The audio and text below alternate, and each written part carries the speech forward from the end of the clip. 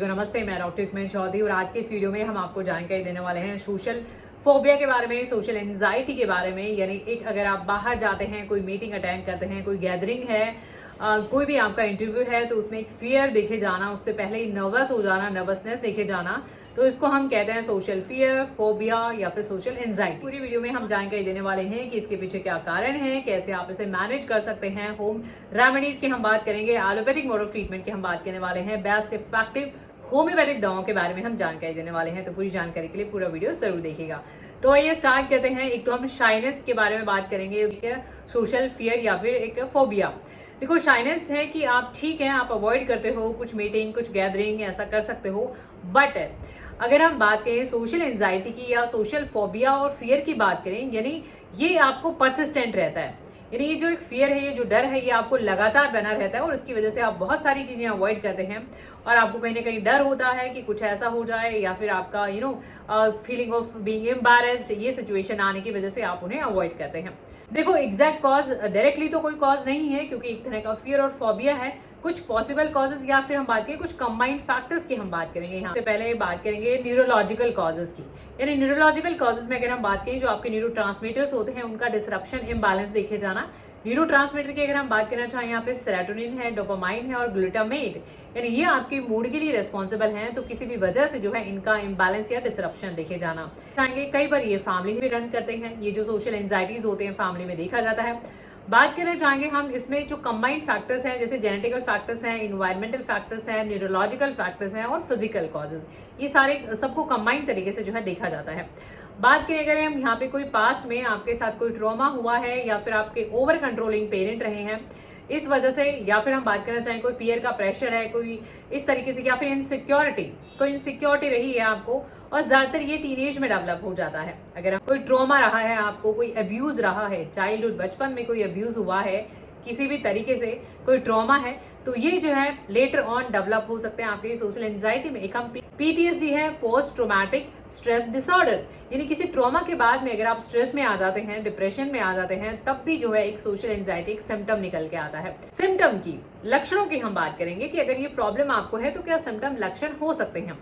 Blush करना, वहाँ पे आप जो है कई बार ट्रैमलिंग देखी जाती है, शेकिंग देखी जाती है वाइल स्पीकिंग, और टॉकिंग अवॉइड, बात करने को अवॉइड करके अगर हम यहाँ पे ब्रेन फॉग हो जाना, ब्लैंक हो जाना, कई बार दिमाग का नहीं पता लग पाना कि अब क्या बोलना है, कई बार नोजिया, वॉमिटिंग हो जाना, तो ये सिम्टम देखे जाएंगे। और आपको बहुत ज्यादा पसीना आ सकता है, स्वेटिंग हो सकता है और आपका हार्ट बीट बढ़ सकता है, पैल्पिटेशन देखा जाता है। फिर हम बात करेंगे न्यूरोलॉजिकल सिम्टम्स की। कुछ सिम्टम्स आपको न्यूरोलॉजिकल होते हैं, जैसे आप बहुत ज्यादा इंटेंस वरी करना, बहुत ही ज्यादा टेंशन करना, कोई मीटिंग है उससे पहले भी, उसके टाइम पे और उसके बाद में भी लगातार कांस्टेंट एक वरी रहना, और ये परसिस्टेंट बना रहता है आपके साथ। फियर रहता है, फियर ऑफ जजिंग, कि आपको कोई जज करे, या fear of scrutinising in perfect अगर हम बात करना चाहें, fear of Fehling of answer, आपको ऐसा लगता है कि आप आंसर नहीं कर पाएंगे। और अगर एम्बैरसमेंट, कोई आपको जज करेगा तो फिर क्या रिएक्शन रहेगा, तो ऐसे ऐसे व्हाट इफ, है ना, इट हैपन्स। तो ये जो फियर में रहना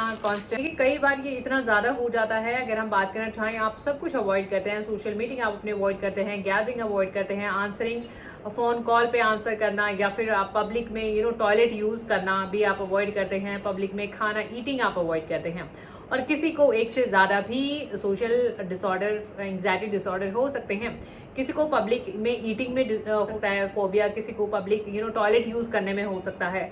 तो एक तरह का एंजाइटी, फियर एंड फोबिया देखा जाता है, जो अलग अलग, किसी को मल्टीपल भी हो सकते हैं, कंबाइंड भी हो सकते हैं। देखो, डायग्नोसिस की अगर हम बात करें तो DSM, diagnostic and statistical manual की अगर हम बात करना चाहें, मेंटल डिसऑर्डर, जिसमें 5th एडिशन में ये सिम्टम्स कुछ होने चाहिए, आपकी family history, your present symptom, your all symptom, और साथ में जितने भी हमने सोशल फोबिया फियर की बात करी, चाहे वो पब्लिक प्लेस पे खाने की बात करी, या वॉशरूम यूज करने की बात करी, या फिर जो है स्पीकिंग की बात करी, तो यानी इनमें से ये होना, यानी ये सारे फियर देखे जाना, more than one social fear अगर देखा जाता है तो उसको फिर हम कैटेगराइज करते हैं सोशल एंजाइटी डिसऑर्डर में। और ये परसिस्टेंट देखे जाते हैं लगातार, मोर देन 6 मंथ अगर ये सिम्टम आपको 6 महीने से ज्यादा हैं तो आप फॉल करते हो सोशल फियर एंग्जाइटी डिसऑर्डर की अगर हम बात करना चाहें तो इस तरीके से इसको डायग्नोज करा जाता है।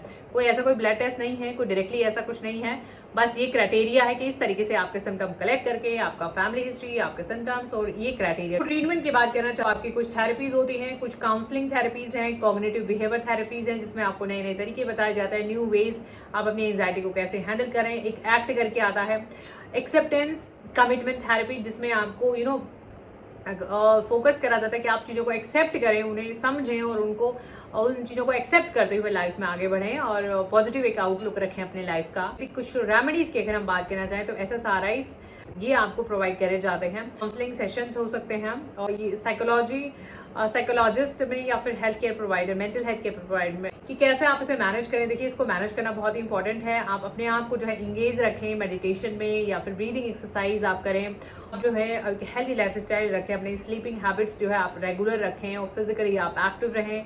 होम्योपैथी में बहुत सी दवाइयाँ हैं जो हम इन जनरल एंजाइटी में यूज करते हैं।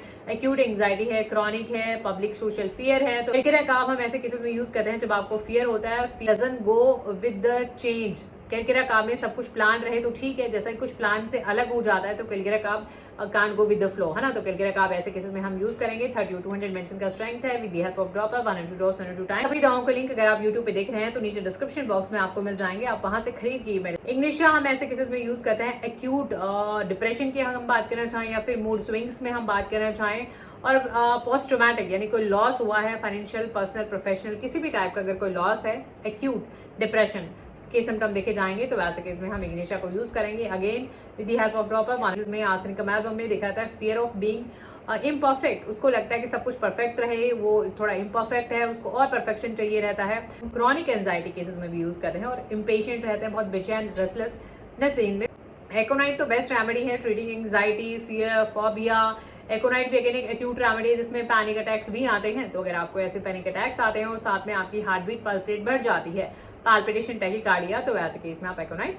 लाइकोपोडियम भी हम स्ट्रेस एंजाइटी के केस में यूज करते हैं। लाइकोपोडियम अपने फियर और स्ट्रेस को कवर अप करने के लिए बहुत लाउड बोलेगा या फिर टू फ्रीक्वेंट, बहुत तेज बोलना, बहुत फास्ट बोलना, तो ऐसे केस में हम लाइकोपोडियम को यूज। अजेंटम नाइट्रिकम अगेन हम सोशल फियर फोबिया में यूज करते हैं। अजेंटम नाइट्रिकम में गैस्ट्रिक सिम्टम देखे जाएंगे, आपको नर्वस डायरिया हो जाएगा, आपको पता लगा कहीं जाना है एंटीसिपेटरी तो आपको नर्वस डायरिया, लूज मोशन लग जाते हैं, तो वैसे केस में। और एजेंटम नाइट्रिकम में claustrophobia, fear of everything, fear of height, fear of crowd, fear of everything, almost everything देखा जाता है, तो वैसे केस में हम एजेंटम नाइट्रिकम को यूज करते हैं। जेलसिमियम अगेन एक बहुत ही अच्छी दवा है। जेलसिमियम में सोशल फोबिया तो है ही है, जेलसिमियम का पेशेंट टिमिड रहेगा, शेकी रहेगा, और जेलसिमियम भी जो है अवॉइड गैदरिंग, है ना, सॉलिट्यूड प्रेफर करता है, इसको अकेले रहना पसंद है कि बाहर जाना है तो फियर डेवलप हो जाएगा, तो जेलसिमियम प्रेफर सॉलिट्यूड, तो इस केस में आप जेलसिमियम। सालिशा में लैक ऑफ कॉन्फिडेंस देखा जाता है, सालिशा में स्टेज फ्राइट, फियर देखा जाता है, और सालिशा बहुत अच्छी दवा है स्टेज फियर फ्राइट को ट्रीट करने के लिए, लैक ऑफ कॉन्फिडेंस को। सालिशा इसको कवर अप करने के लिए अपने आप को वर्कaholic बना देता है, तो सालिशा इस तरीके से अपने फियर को कंट्रोल करता है। तो अगर ऐसे सिम्टम है तो आप सालिशा के हेल्प। पाल्सिटिला भी हम यूज करते हैं। पाल्सिटिला जब यूज करते हैं जब चाइल्डिश देखा जाता है, मतलब उसको रीअश्योरेंस चाहिए कि हाँ वो ठीक है, तो वैसे केस में पाल्सिटिला है। नेट्रम्यूर में क्रॉनिक डिप्रेशन एंजाइटी देखी जाएगी अगर, तो ऐसे केस में हम नेट्रम्यूर यूज करते हैं। सो आई होप ये वीडियोस आपकी हेल्प कर सके। इन वीडियो से आपकी हेल्प होती है तो प्लीज आप इन वीडियोस को लाइक करें, शेयर करें, चैनल पर नए तो चैनल को सब्सक्राइब करें, बेल आइकन जरूर प्रेस करें नोटिफिकेशन रिसीव करने के लिए। Thank you for your time, thank you for watching, keep supporting, thank you so much.